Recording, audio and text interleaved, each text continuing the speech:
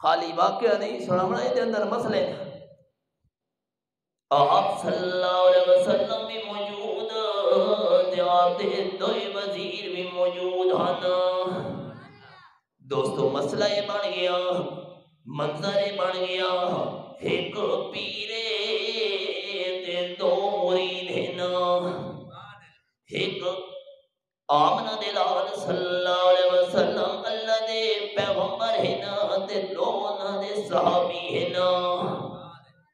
آپ صلی اللہ علیہ وسلم حضرت عمر تے حضرت ابوبکر صدیق رضی اللہ تعالیٰ کو پوچھن لگے، ما اخرجکما من بیوتکما هذه الساعة۔ حدیث پاک نے الفاظ، اے میرے دوئے وزیروں، اے تا میں آمنہ دلال صلی اللہ علیہ وسلم کو دسو تے تیر دوبارہ وچ تانوں کیڑی شے گھراں دے وچوں باہر کھلائی ہے۔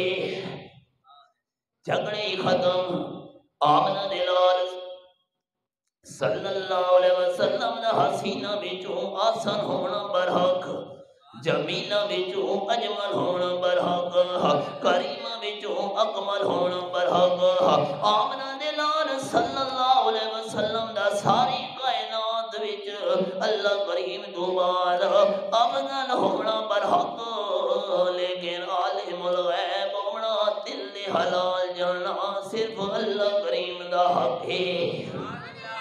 محبت نال ایمان دے جذبے نال دلوں دے حالات جانن والا کون ہے؟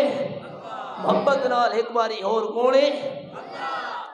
اے میرے سامنے سورت نا سورت ملک کھلی ہوئی 29واں بارہ، اللہ فرمانے وَأَسِرُّوا قَوْلَكُمْ أَوِ اجْهَرُوا بِهِ إِنَّهُ عَلِيمٌ بِذَاتِ الصُّدُورِ۔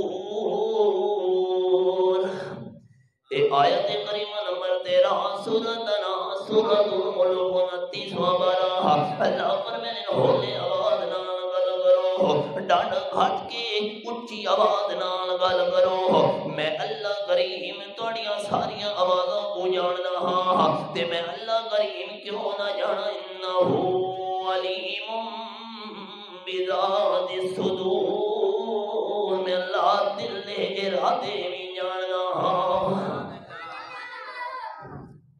26واں بارہ